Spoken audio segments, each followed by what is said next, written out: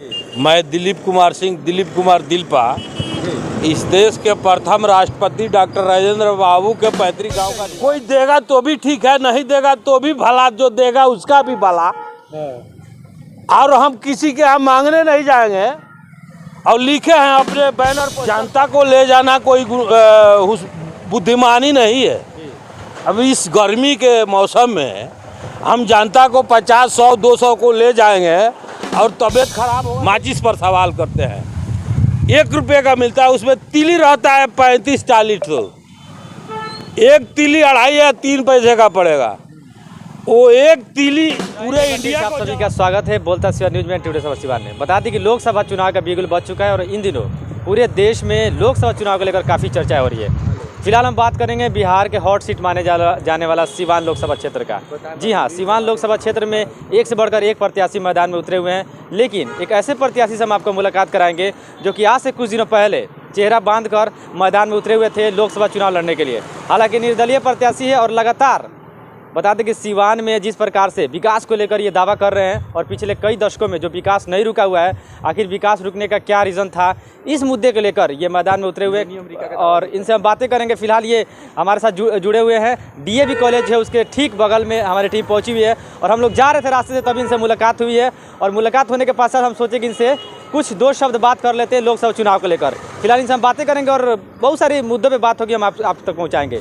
स्वागत है आपका सर। सबसे पहले मीडिया भाइयों को नमस्कार। मैं दिलीप कुमार दिलपा इस देश के प्रथम राष्ट्रपति डॉक्टर राजेंद्र बाबू के पैतृक गांव का निवासी हूँ। मेरा पैतृक स्थान हुआ ठेपा पूर्वांचल।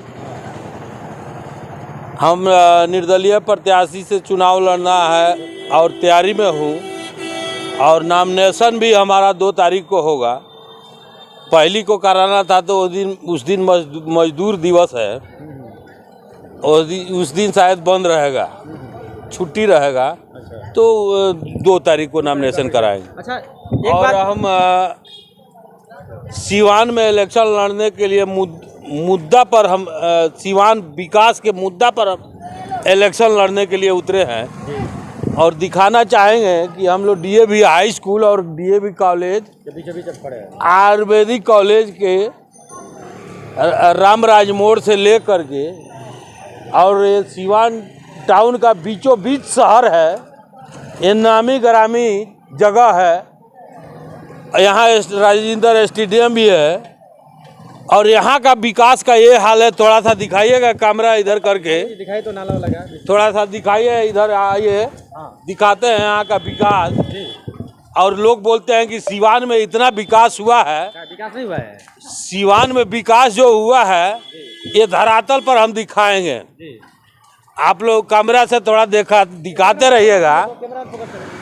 और विकास कितना हुआ है, नाली है, इतने बड़े नाली, आपको विकास नहीं हुआ, बताइए। अब विकास कहाँ पानी जा करके गिरता होगा, हमको यही लगता होगा कि यही कहीं रुक जाता होगा, पानी कहीं आगे तक नहीं जाता होगा। इधर आगे आइए।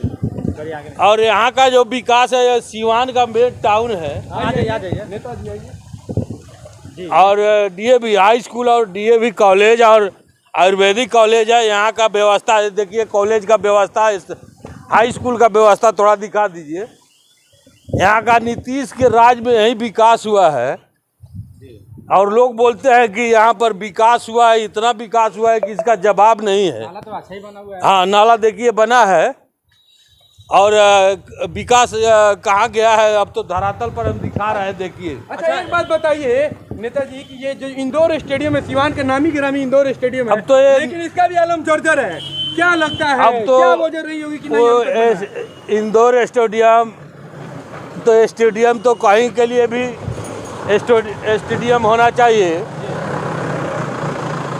बच्चों को खेलने के लिए जरूरी है, मगर वहाँ साफ सफाई भी जरूरी है। देखिए यहाँ जी, अब बोलिए। अब देखिए यहाँ से बीचों बीच में हम लोग खड़े हैं, रामराज मोड़ से लेकर के और कुछ आगे तो नवलपुर पड़ता है। बिल्कुल। इसके बीचों बीच हम लोग खड़े हैं और दोनों साइड में देखिए कितना विकास है। और आयुर्वेदिक कॉलेज भी है यहाँ पर और सरकार को थोड़ा सा भी ध्यान नहीं है। और हमारे नेता लोग ऐसे हैं, डीएवी कॉलेज, हमारे नेता लोग ऐसे हैं कि इन लोगों को हो गया है रतौनी। रतौंधी और मोतियाबिंद हो गया है। सब नेता को सभी नेता को इसमें जितने भी इस सांसद क्षेत्र में आएंगे नेता अभी सब 1990 से लगाव में है। ऐसा कोई नहीं है कि नहीं है, सब 1990 से लगाव में है। सब लोग कहता है कि सीवान में बहुत विकास हुआ है और सीवान का विकास यही है। आप लोग देखिए, थोड़ा दिखाइए। और क्या है, यहाँ का विकास दिखाया जाएगा। तार देखिए, तार का भी ऊंचाई पे है। दिलीप जी, एक सवाल है कि बिल्कुल विकास की जिस तरह से आप गाथा गौत रहे कि विकास नहीं हुआ है, लेकिन आप निर्दलीय प्रत्याशी मैदान में उतरे में अकेले आप आए हुए, आपके पीछे जनता नहीं है, कैसे निश्चित हो पाएगा चुनाव जीतने का? देखिए, जनता को ले जाना कोई बुद्धिमानी नहीं है। अब इस गर्मी के मौसम में हम जनता को 50, 100, 200 को ले जाएंगे और तबीयत खराब होगा तो उसका इलाज कौन कराएगा? और जनता ले जाने से क्या हमको ज़्यादा वोट मिल जाएगा? वोट देना होगा तो दिल जीत करके हम वोट लेंगे। जनता से मेरा नम्र निवेदन है कि मेरा बैनर पोस्टर पढ़ें, अच्छा लगे तो एक वोट, एक नोट दिलपा को दें। ये एक माचिस मिलता है 1 रुपये का, माचिस पर सवाल करते हैं। 1 रुपये का मिलता है, उसमें तिली रहता है 35-40 तो एक तिली 2.5 या 3 पैसे का पड़ेगा। वो एक तिली पूरे इंडिया को जला सकता है, ये एक तिली भी जा सकता है दिल्ली। अच्छा, एक नोट और एक एक नोट की बात करें, नोट क्या है इसमें? नोट तो मान लेते हैं कि हम एक वोट है, एक नोट हम चंदा के रूप में मांगे हैं, दान के रूप में मांगे हैं। एक वोट मांगे या एक नोट मांगे, हमको दोनों तो दान ही में चाहिए। अच्छा, एक नोट जो आप मांग रहे हैं, कोई ऐसा तो नहीं ना नोटे के चक्कर में आप चुनाव में उठे हैं कि कोई अब पैसा तो लेके बैठ जाएंगे? कोई देगा तो भी ठीक है, नहीं देगा तो भी भला, जो देगा उसका भी भला। और हम किसी के यहाँ मांगने नहीं जाएंगे। और लिखे हैं अपने बैनर पोस्टर पर कि अच्छा लगे तो एक वोट है, एक नोट हमें दान में दे। ये तो मोदी जी बोले थे, आप कहे मोदी जी? और वो भी अकाउंट में दें, हाँ। इसलिए कि आपका नाम पता भी रहेगा हमारे पास। आप जब भी पूछेंगे कि हम आपको चंदा दिए हैं तो आपका बायोडाटा निकाल करके दे देंगे कि आपका यही है। कहीं ऐसा हो कि लोग एक नोट दे दे आपको अकाउंट में अपना जानकारी के लिए, नोट वोट नहीं दे तो? अब वो तो आपके ऊपर है। हम आपका जब दिल जीतेंगे तभी 1 रुपये का नोट हमको देंगे। एक नोट दे देंगे तो 1 करोड़ का वोट भी दे सकते हैं। अच्छा, क्या लग रहा है कि किससे लड़ाई है आपकी? देखिए, हम तो अभी नॉमिनेशन नहीं कराए हैं कि लड़ाई बता दे। लड़ाई तो हमारा किसी से नहीं है, सबसे है। हम अखाड़ा में उतरे हैं। पहलवान अखाड़ा में जाता है, मेला लगता है ना, तो अखाड़ा खोन आता है। देहात में आप देखे होंगे, दूर दूर से कहीं यूपी, बलिया, बंगाल, झारखंड से लोग बुलाते हैं पहलवान को अखाड़ा में लड़ने के लिए। तो वहीं अखाड़ा है, मेला लगा है। हम भी आए हैं मेला में, अखाड़ा में लड़ने के लिए। जिसके नसीब में होगा वही जीतेगा। कौन किस पर भारी पड़ेगा ये कहने का बात अलग है। मैंने अंदरूनी डर किसे है, किससे डर ना हम किसी से। साहब है, और बिहारी चौधरी है, इतना दिग्गज लोग, जीवन यादव है, देखिए, प्रकाश मणि त्रिपाठी है, लंदन से पढ़ाई करके आए हुए हैं। हम ना किसी से डरते हैं। आप तो पढ़े भी। हम आज भी नहीं डरते हैं, उस समय भी नहीं डरे थे। 12 बजे रात में भी हमारा मोटरसाइकिल चलता था और आज भी नहीं डरेंगे। शेर अकेला चलता है। भाई साहब बोले हैं कि हम तो क्षेत्र में जाते हैं। कौन से क्षेत्र में अभी तक हम घूमे? क्षेत्र में जाते हैं तो जनता से नहीं कहते हैं कि इलेक्शन लड़ना है हमको। इसलिए नहीं कहते हैं कि शर्म लगता है। जनता कहने लगती है कि नेता सबका काम यही हो गया है, इसीलिए पट्टी बांध करके हम घूमते थे। अच्छा। कि नहीं दिखेगा हमको विकास तो हम भी नहीं दिखाएंगे।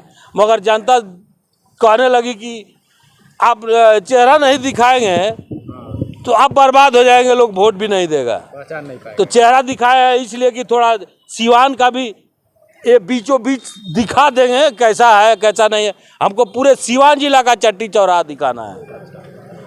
अभी हम बरहन गए थे, बरहन से और मर्दापुर से घूम करके आ रहे हैं।